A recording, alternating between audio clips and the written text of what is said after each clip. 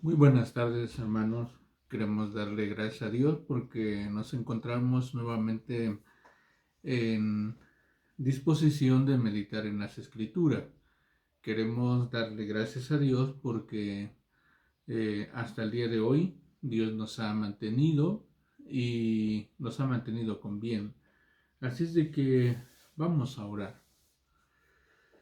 Es en tu nombre, Padre Celestial, que en esta hora nos ponemos en tus manos, rogándote, Señor, que tú seas con cada uno de nosotros. Rogamos por nuestras familias y rogamos, Señor, que nos ayudes a reflexionar en tu palabra. Señor, nos ponemos en tus manos y te damos gracias. En Cristo Jesús. Amén. A manera de recordatorio, estamos estudiando el Evangelio de Marcos, tratando de que Marcos nos enseñe la voluntad de Dios y recordando algunos elementos que ya hemos comentado. Bueno, de los 4 evangelios, el primero que se escribió fue el Evangelio de Marcos, precisamente.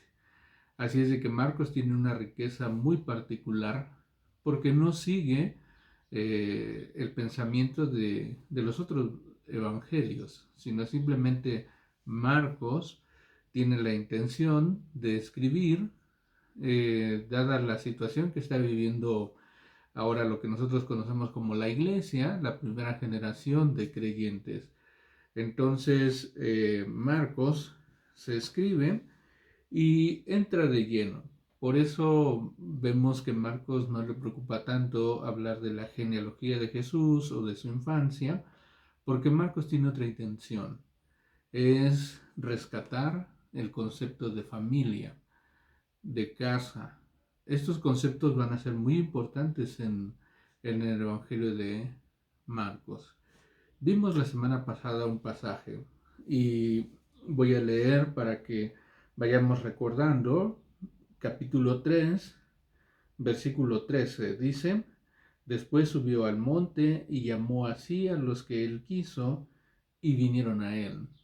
Y decíamos ya desde la semana pasada, es muy importante el orden que Dios establece, el orden que Jesús establece, o el orden que Dios revela a través de este evangelio. Y este orden empieza cuando Jesús llama a sus discípulos con una intención para que estén con él. Es decir, antes de tener autoridad, antes de poder expresar la enseñanza, lo primero que va a establecer Jesús es estar con él. Eso es importante. Y veíamos el final de esa pequeña expresión de los versículos y dice el texto, versículo 19, eh, al final, y vinieron a casa, y vinieron a casa. Y entonces hacíamos la pregunta, ¿qué casa? ¿De qué casa se está refiriendo? Nosotros sabemos que el Señor Jesús no tenía una propiedad como tal, no tenía un lugar donde pudiera él decirse que era propio y vivir ahí. Pero es muy importante esta frase, y vinieron a casa con él. Y entonces veíamos la importancia de esta expresión. Para muchos estudiosos, este es un concepto que se le va a denominar un concepto teológico dentro del Evangelio. Quiere decir que va más allá de la simple lectura y que Dios está estableciendo un mensaje muy importante. Entonces, por eso es la terminación. Si Jesús no tiene una casa, pero vinieron a casa con él. En pocas palabras, cuando Jesús termina de llamar a sus discípulos, empezaron a tener, ¿verdad?, esa nueva estructura, esa nueva vida, pero ahora en Jesús. Eso es lo que está refiriendo el texto. Ahora, otro de los pasajes que vimos, muy importante, en comparación de el pueblo romano, el concepto de la familia se estaba perdiendo. Ya la familia no tenía la estructura como nosotros la conocemos hoy en la palabra de Dios. Entonces ya se estaba perdiendo. Y el pueblo judío como tal, ¿verdad? Se iba a ver tentado también a utilizar esta estructura de perder de vista, de sentido, lo que es la casa y lo que es la familia. Y entonces vemos cómo al final de este capítulo Jesús hace un pronunciamiento interesante y dice lo siguiente, versículo 31. Vinieron después sus hermanos y su madre y quedándose afuera enviaron a llamarle. Y la gente que estaba sentada alrededor de él le dijo, tu madre y tus hermanos están afuera y te buscan. Él le respondió diciendo, ¿quién es mi madre y mis hermanos? Y mirando a los que estaban sentados alrededor de él, dijo, he aquí mi madre y mis hermanos, porque todo aquel que hace la voluntad de Dios, ese es mi hermano y mi hermana y mi madre. Jesús va a introducir ahora un nuevo concepto que va a hablar acerca de la familia y la familia de Dios.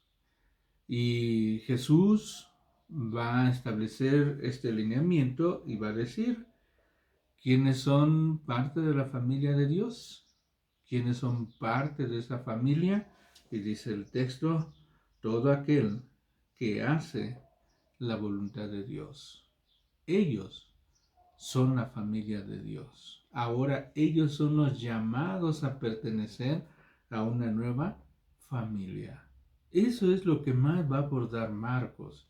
Marcos no nos está diciendo que Jesús rechazó a su madre, que rechazó, desconoció a sus hermanos, sino lo que Marcos está estableciendo es que su nueva familia es aquellos que hacen la voluntad de Dios. No es los que viven la cultura, los que adoptan prácticas sociales, culturales, religiosas, sino, dice el texto, aquellos que hacen la voluntad de Dios. Bueno, vamos a seguir porque eso fue lo que contemplamos la semana pasada. Ahora, espero que hayan tenido a bien hacer la lectura del Evangelio de Marcos y por ahí les dejé alguna tarea, todo lo que tenía que ver con escribir o redactar o juntar los pasajes que tienen que ver alrededor de una casa. Y eso lo debimos de haber hecho. Espero que lo hayan hecho.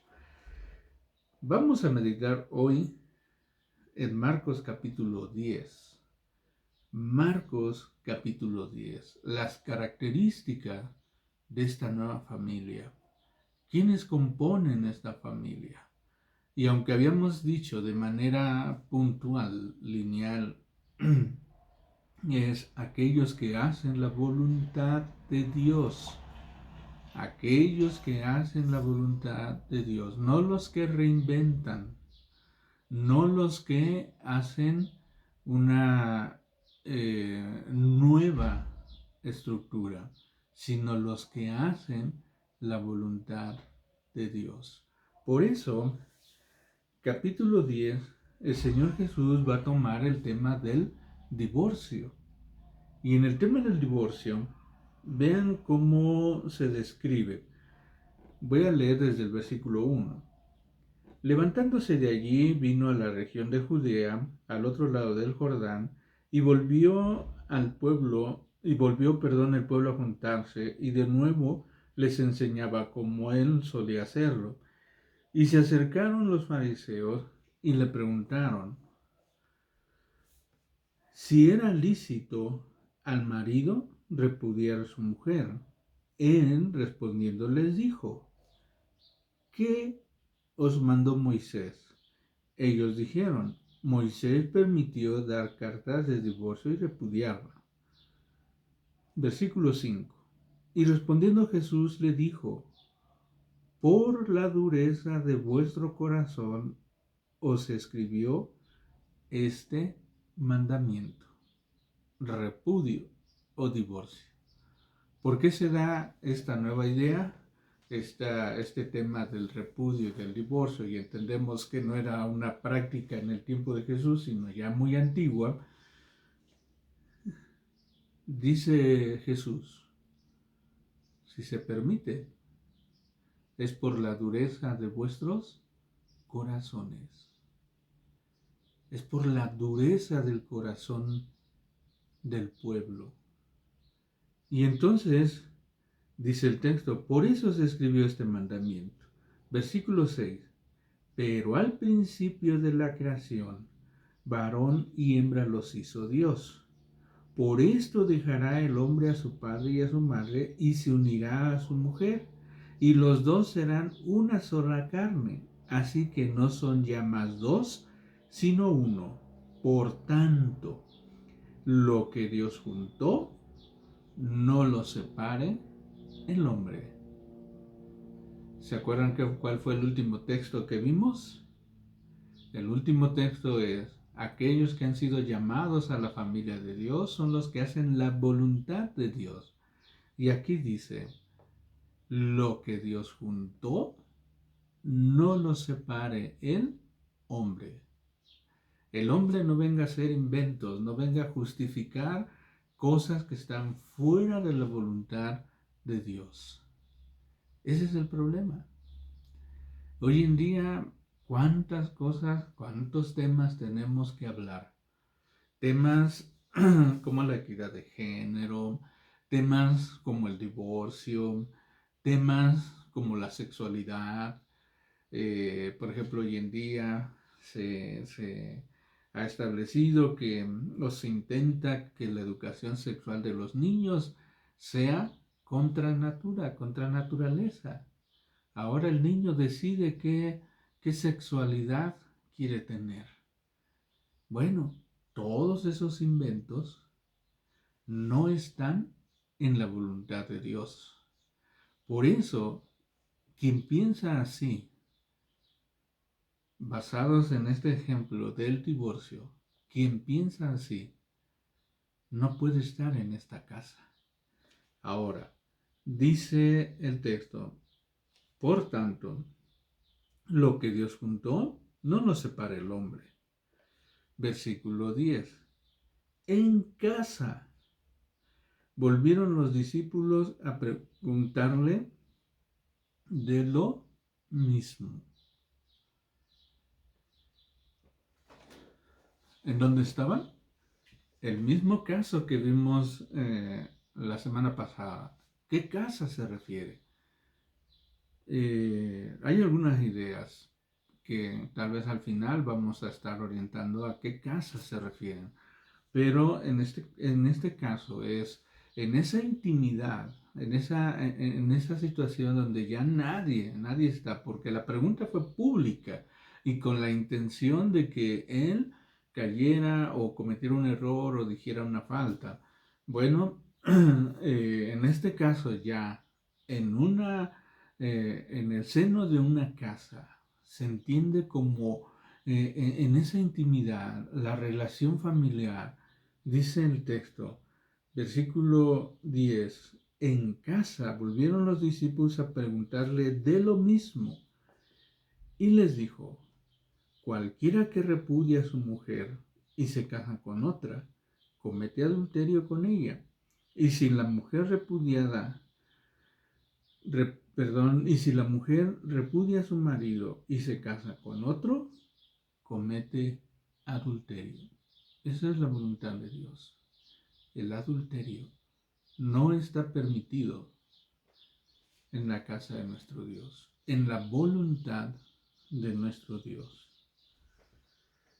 Versículo 13 habla acerca de los niños. Y entonces los niños son una parte importante dentro de esta casa, dentro de esta familia, dentro del reino de Dios, porque le traen los niños para que él, dice el texto, los tocase. Y dice que los discípulos empezaron a reprender a aquellas madres. ¿Qué no ven el tema que estamos discutiendo? Es un tema muy serio, es un tema muy fuerte. Estamos hablando del repudio, estamos hablando del divorcio, estamos hablando... Y ustedes traen a los niños. Y Jesús, dice el texto, versículo 14, viéndolo Jesús, se indignó y le dijo, dejad a los niños venir a mí y no se los impidáis, porque de los tales es el reino de Dios. Y dice el texto, de cierto os digo que el que no me recibe a mí como un niño, no entrará en él. Versículo 16, y tomándolos en sus brazos, poniendo las manos sobre ellos, los bendecía. ¿Qué lugar ocupan los niños en el reino de Dios? Un lugar digno en el cual Jesús los bendice. Los toma en sus brazos, pone las manos sobre ellos y los bendice. Qué interesante tema al hablar de la casa de Dios. Por eso es importante que cada uno de nosotros, ¿verdad?, tengamos en cuenta la voluntad de Dios. La voluntad de Dios no solamente es la salvación personal, sino la salvación que tiene que ver con nuestra familia. Nuestros hijos, siendo hijos del pacto, también son bendecidos, también son cuidados, orientados, dirigidos por Dios y también son llamados por Dios, porque son parte del reino. Y luego viene otro tema, el tema de la propiedad, el tema de los recursos. Y me llama la atención esta lectura porque hay una partecita que está ahí, que debemos retomar. Y dice en el texto, versículo 17, al salir él para seguir su camino, vino uno corriendo e hincada la rodilla delante de él, le preguntó, Maestro bueno, ¿qué haré para heredar la vida eterna? Jesús le dijo, ¿por qué me llamáis bueno? Ninguno hay bueno sino solo Dios. Los mandamientos sabéis, no cometerás adulterio, no matarás, no hurtarás, no darás falso testimonio, no cometerás fraude, honra a tu padre y a tu madre. Él entonces, respondiendo, le dijo, Maestro, esto lo he guardado desde mi juventud. Versículo 21. Y quiero que veamos este texto. Entonces Jesús, mirándole, le amó.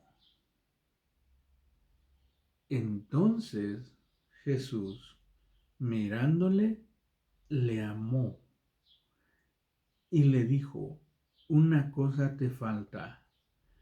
Anda, vende todo lo que tienes y dado a los pobres, y tendrás tesoro en el cielo, y ven y sígame, y tomando tu cruz. Qué interesante expresión. Jesús lo mira y lo ama. Jesús lo mira y lo ama. Tal vez para nosotros, en lo personal, me hubiera gustado que estuviera una expresión de, y mirándolo Jesús tuvo compasión de él. Y mirándolo Jesús tuvo misericordia de él. Y le enseñó el camino. Vende lo que tienes. Aquí tienes muchos bienes. Pero en el cielo. Y está hablando de esa religiosidad. Puede practicar algo de lo que está en la ley, pero no tiene una relación con Dios. ¿Se acuerdan lo que dice el texto? Todo aquel que hace la voluntad de Dios? Bueno, dice aquí el pasaje que este joven o este hombre, ¿verdad?, se acerca a Jesús con una actitud de haberlo cumplido todo. ¿Qué más me hace falta? Y llama la atención lo que recuerda, lo que rescata, lo que escribe Marcos. Recordemos que Marcos es la revelación de Dios. Por lo tanto, Dios le da a conocer a Marcos cómo Jesús, al mirarlo, le amó. Así es de que cuando alguien orienta la vida de otra persona, cuando alguien corrige, cuando alguien está tratando de que tú cambies de rumbo, de pensamiento, de lo que hay en tu corazón, es porque se te ama. Eso es lo que está diciendo el texto. Jesús le amó. Y como le amó, le dijo, te falta una cosa que no has entendido. Has cumplido mandamientos, pero no tienes una relación con el que te ama. No amas a Dios. Vende lo que tienes y dalo a los pobres. Y que dice el texto que aquel hombre se afligió mucho y se fue. Y entonces viene esta conversación.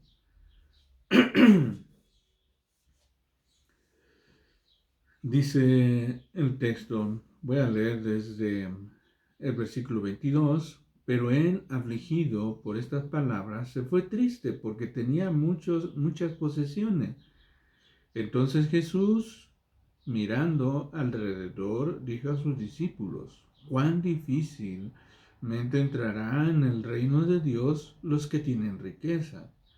Los discípulos se asombraron de sus palabras, pero Jesús, respondiendo, volvió a decirles, hijos, cuán difícil es entrar en el reino de Dios a los que confían en las riquezas.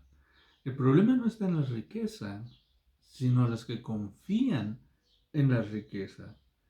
Más fácil es pasar un camello por el ojo de una aguja que entrar un rico en el reino de Dios. Ellos se asombraron aún más, diciendo entre sí, ¿quién pues podrá ser salvo? Entonces Jesús mirándolos dijo, para los hombres es imposible, mas para Dios no, porque todas las cosas son posibles para Dios. El tema más grande es la salvación del hombre. Porque para Dios no hay nada que imposible. Y a veces nosotros lo referimos como cosas materiales y tú pídele a Dios que porque para Dios no hay cosa imposible. Este hombre se presentó delante del Señor creyendo, queriendo merecer por las cosas que él había hecho. Jesús, como le ama, lo orienta. Pero esa orientación obviamente a esta persona no le gustó, no le agradó. Y aquí es donde viene el tema. La salvación del hombre no es por méritos. La salvación del hombre no es por lo que practicas, sino la salvación del hombre es porque amas a Dios. Así de que dice el texto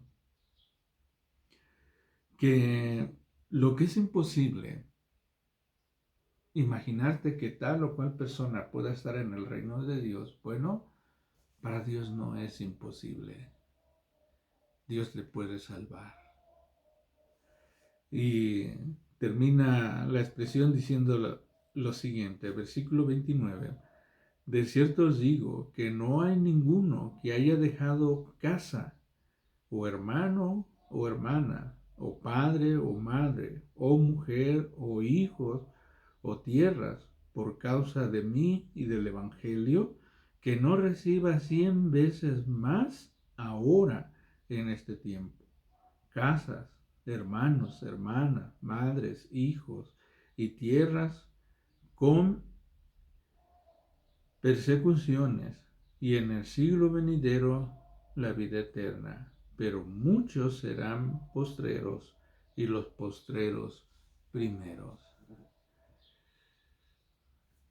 ¿Quiénes van a entrar en el reino de Dios? ¿Quiénes van a formar parte de la familia de Dios? ¿Quiénes van a venir a casa con Él? Los que aman a Dios. No los que tienen confianza en las riquezas, no los que tienen confianza en sí mismos, no los que tienen confianza en su sabiduría o en todo lo que han formado, sino los que aman a Dios. Vinieron a casa. Hoy el Señor está en tu casa. ¿Qué quieres platicar con Él? Los discípulos preguntaron sobre lo mismo. Señor, ¿es bueno, es lícito repudiar a la mujer? Y de ahí se desencadena todo. ¿Qué quieres preguntarle al Señor para tener una relación con Él? Y para lo que el hombre es imposible, para Dios es posible. Así es de que quiero seguirte motivando a que puedas leer las Escrituras. Si tienes a tu esposo o a tu esposa, a tus hijos, a tus hermanos, a tus padres, y no conocen de Dios, y tal vez nuestros ojos ven un corazón muy duro, como en el caso que le hicieron de referencia acerca de Moisés, por la dureza de su corazón. Han querido reinventar la estructura y la vida del hombre. Bueno, para Dios ese corazón no es imposible. Y Dios quiere la salvación, no solo de tu vida, sino de los tuyos, para que nosotros vengamos a casa con Él. ¿A quién tienes que poner en oración? Confía en Dios y Él hará. Que Dios les bendiga y continúen leyendo el Evangelio de Marcos. Que Dios les bendiga.